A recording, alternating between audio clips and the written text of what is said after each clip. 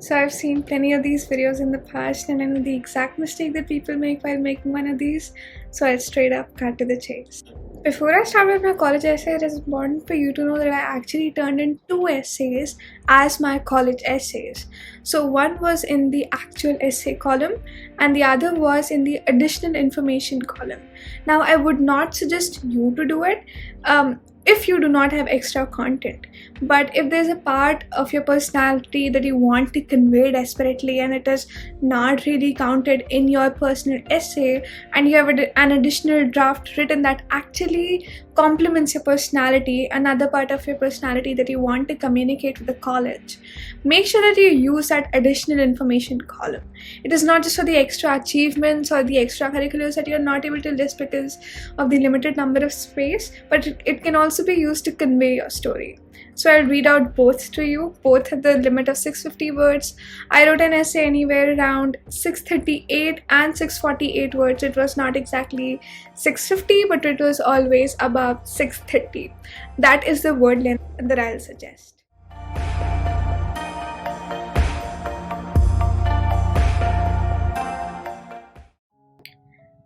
The room was so silent that I could even hear the sound of my own breath.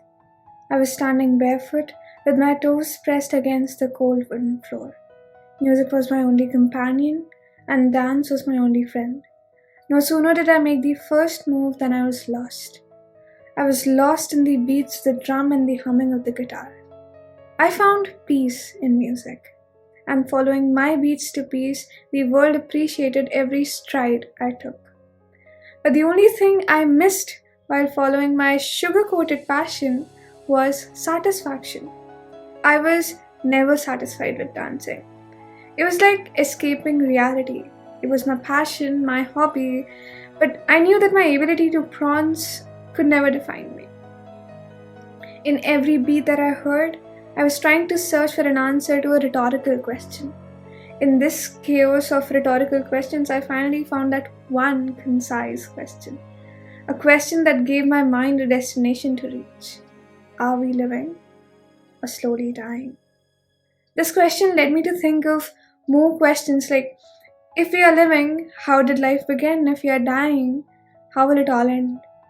As the chain of questions started to elevate, I knew that the only explanation for my dissatisfaction was the subject that I was running away from: science.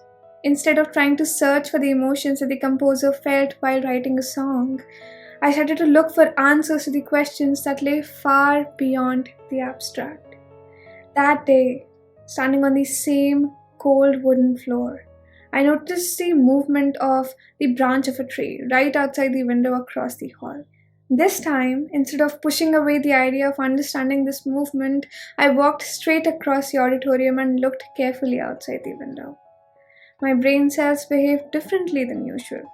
I was standing there, witnessing a natural phenomena, but my brain traveled back to the time when I was learning about the movement of a pendulum. For the first time in my lifetime, I established a connection between the subject that I hated, science, and the thing that I can never stop loving, nature. Physics is the Greek word for nature. I was so busy searching for the answers to the questions that nature shouted at me that I never found the time to assign a subject to this curiosity. From the movement of the branch of a tree to the gravity of a black hole, my interest demanded an answer to every question. I was falling in love with learning, reading, and asking. I was falling in love with being involved in every scientific discussion at school. I was falling in love with physics, the grotesque that scared me throughout my lifetime. I realized that my satisfaction was my dissatisfaction. I could not get satisfied while writing my own answer until I was dissatisfied while reading someone else's perspective. Yes, I was still dissatisfied. But the only difference this time was that I was happily dissatisfied. I knew that the purpose behind my dissatisfaction was defining the objective of everything that exists. Or to put in the words of a renowned scientist, Stephen Hawking, it was to explain the theory of everything. The same cold floor felt different this time. Instead of leading my feet To make a perfect move, it guided my mind to the unsolved questions. The music felt more than the rush of emotions of the writer this time. It felt like the currents in the nerves of the composer's brain. My surroundings did not feel usual this time because I had control over myself. And the world did not have the power to let me change my steps. I was carefree. I had a purpose, and most significantly, I was a science of life.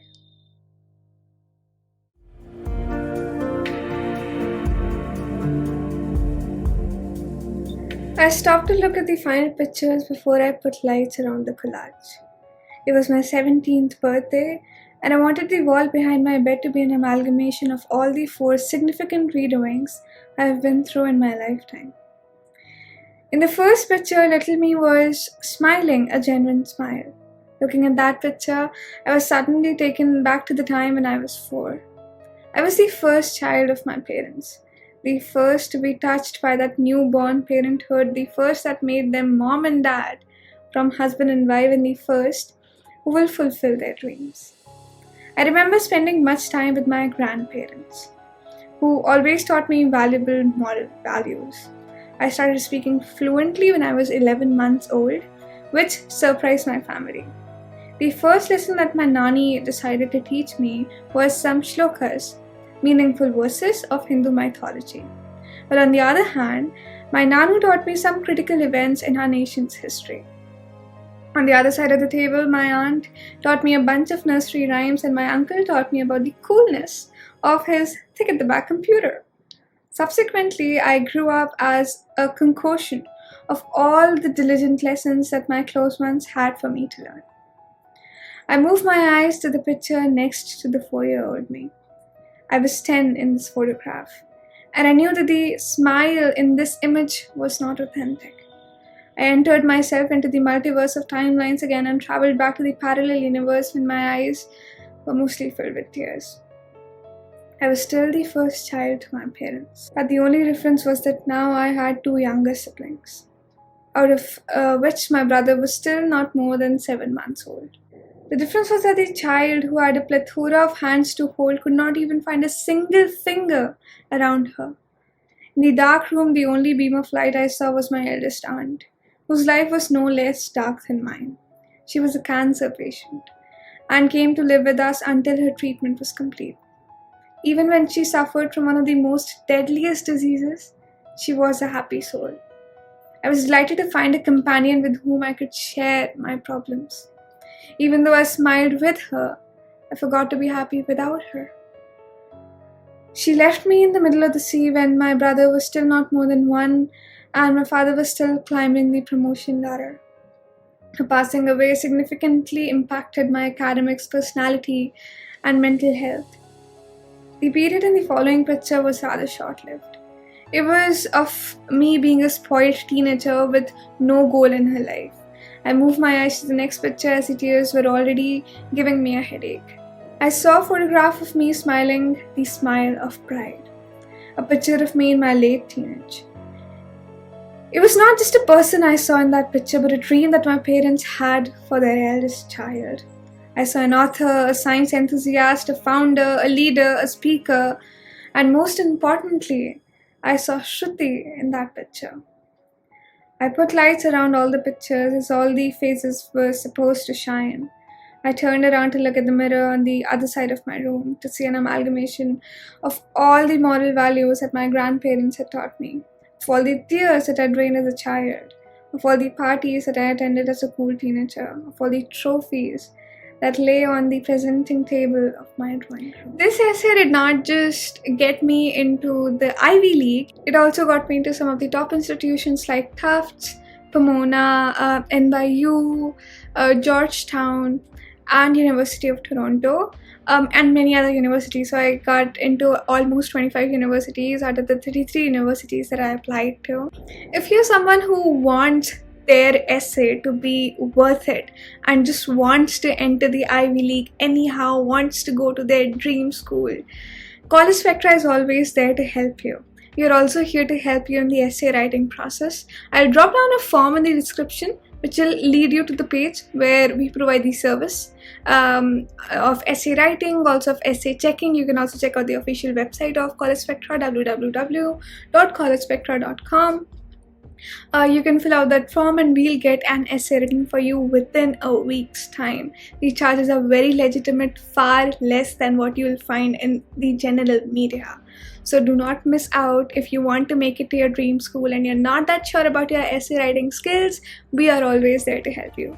Not just the essay writing skills, but also many other aspects of the college application process. You can check out the courses tab in the College Spectra website, which will help you get a glimpse of all the services that we offer, and at a very legitimate price. If you liked this video, do not forget to press the like button, and please subscribe to College Spectra's channel to get more informational videos on the college application journey.